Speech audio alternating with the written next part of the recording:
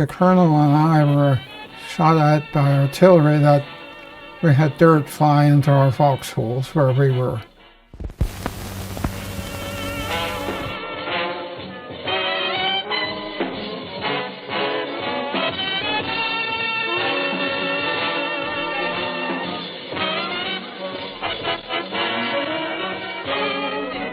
Yeah, I'm Norman Reifsnyder, Bernville, Pennsylvania. Entered the service in 1942 in the 80th Division under the Third Army, General Patton. I was in the 319th Infantry Regiment, 3rd Battalion, Headquarters Company. I was born in 1921, August 25th, 1921, across what was Etobicoke Creek, which is now Blue Marsh Lake. Went to mini school, one-room school, up the road from where we lived, and until I was in 6th grade.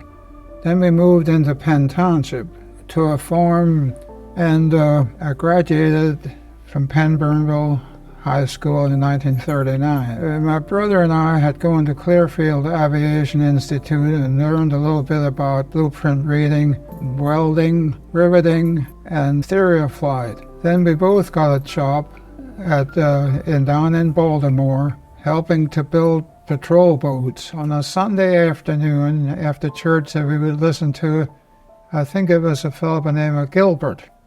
And it was then that Franklin Roosevelt came and mentioned the day of infamy, that Pearl Harbor had been attacked. It was a Sunday afternoon, December 7th.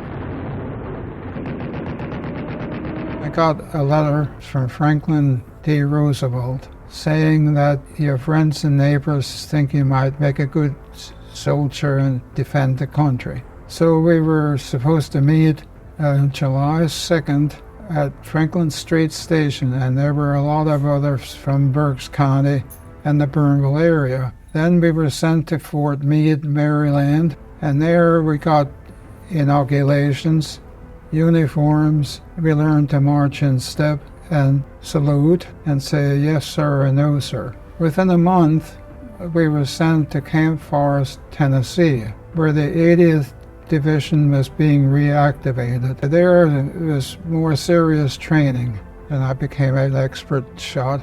Learned how to throw hand grenades, bayonet drill, and more intense military training. Someone thought I was smart enough to learn the Morse code and learn radio procedure. After the furloughs in November or December, we were sent out to Yuma, Arizona, in Lower California for desert maneuvers. And there our job was to keep communications between our commanding officer and the training rifle companies. In spring, they thought we were battle ready, and so they sent us back to Fort Dix and Camp Kilmer. And on July 2nd, 1944, after 2 years of training in the States, we boarded the Queen Mary in New York and zigzagged across the ocean to the Firth of Clyde in Scotland. Then they railroaded us down to Manchester, England, where we spent about a month and saw firsthand some of the damages that had been done by the V-2 rockets. After a month there, we crossed the Channel on a moonlit night to Utah Beach in Normandy, and that was about the 8th of August, 1944. And that was just about 2 months after D-Day. Our first job for most of our regiment was to secure some of the cities that had been bypassed. The one I remember mostly was the city of Orleans. And there was the statue of Joan of Arc, the heroine of the French and England wars. Some of those other towns were Le Mans, Angers, Nancy. The first battle that our battalion was really engaged in was at St. Mihiel on September 7th, 1944. The 80th Division had fought there during World War I, and we passed Verdun on our way to St. Mihiel, knowing more about what happened there now, it was a delaying action by the Germans who were retreating. And they had blown the bridge in St. Mihiel and set off an ammunition dump. And it was the greatest fireworks you ever wanted to see, with all these shells and things bursting in the air. When we crossed into the city, the French came rushing out of their homes and hugged us and kissed us for happiness for being relieved from the German occupation. There were very many river crossings, especially the Moselle River, and many engagements such as Mount Talon, where saying of old at Mount Talon, my colonel and I were up there after the battle, and they fired aircraft guns at us up there. They were bursting in the air. In late September or early October, we were dug in France in a woodland with our radio chief and my radio section. And it was because we were out of fuel. Eisenhower had diverted the fuel to General Montgomery to start another front. On December 18th, after some battles, we were sent down to Rohrbach, France to penetrate the Siegfried Line. There, an artillery shell landed so close to my Jeep it blew all the tires. They put tires on there in a hurry, and that same afternoon we got word of the Ardennes breakthrough.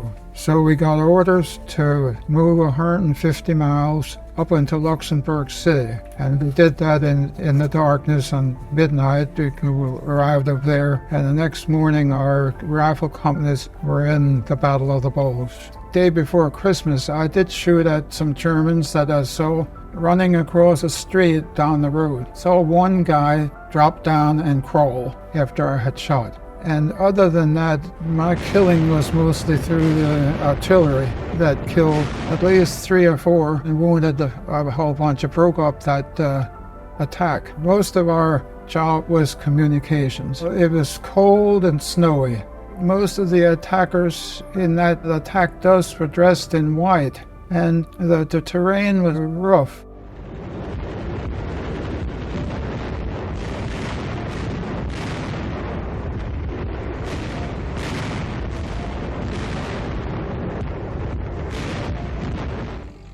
We were with the Third Army, Patton's Third Armor Division, attached to that, the 80th Division. And we were between the German border and Bastogne. And Bastogne had been surrounded. The 101st Airborne was at Bastogne. One of our regiments, the 318th, we were right there in the midst of it.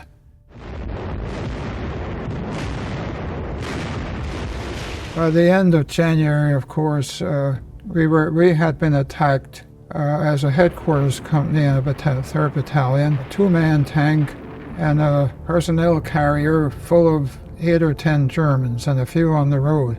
And my colonel said, "Get me division headquarters real quick." And my radio man did, and he gave coordinates where this tank and half-track were sitting, and they put overhead fire in and knocked out the attack. Killed the 2 men who were in the tank and wounded many others that had been on this half-track. If that tanker had known where we were and put his guns on us, I probably would not be here talking today. During some of the last battles of the Bulge, there was a man, Paul Parsons from State Hill, that I knew well. He was a little Dutchman like I, and he was killed in one of the last battles there. And later on, I saw him after he was killed, and later on I helped to bury him at Haynes Church. That was a sad affair, losing a buddy. We crossed the river right near Mannheim, and we're in Germany, where there were thousands of German troops. Our greatest danger as a radio section was sniper fire, booby traps, mortar fire, and their deadly 88s. I had some very close calls. At one time, when our line companies jumped off from a 3-week stay when we were out of fuel, the colonel and I were shot at by artillery that we had dirt flying into our foxholes where we were. Usually we stayed in little villages behind the front lines in homes. And I had picked a second floor room for my radio section. And the ammunition and pioneer sergeant came and said, "Norm," he said, I picked that room for my men. Would you mind going across the hall into the other room? Well, that night, either a mortar shell or an 88 hit the center chimney and glanced off, and it killed one of his men. And the sergeant, I helped carry him down the steps, and I remember my hands being bloody. We were in the room across the hall, and as fate would have it, I'd have been in that room. There was a story. The Germans had captured some 20 or 30 Americans, hauled them by truck somewhere, and made them get out and machine gunned them. It was called Normandy, and that, of course, made us ever more determined to win this war. It had many close calls, but fortunately never was hurt. Some of my medals that I have here in my shadow box. There's a combat infantry badge, a bronze star for meritorious service, the soldier's medal for bravery beyond the call of duty. Those are some of the awards I got. The binoculars and the compass were retrieved from the Tangers who were killed in that day before Christmas attack. The bayonet, I just picked that up. So those are some of the souvenirs I have. My Stilson hard jacket, my OD cap. Some of our unit was there and rescued those people. They were skinny, like just skin and bones. It's unbelievable that they could force people into that kind of a position. I had enough points. They sent me home on the John Ericsson. It took about 10 days and was discharged in October 1945. I'm happy to have served my country to defeat a man like Hitler. If it hadn't been for that, England and probably a lot of Americans would have been hollering "Sieg Heil," loyal to Hitler. He would not have stopped. And I'm so thankful I was able to help win that war and do that for my country. Have a family of 3 children, a boy and 2 girls. A wonderful 13 great-grandchildren. I have a wonderful family. And that's my story. I've been fortunate.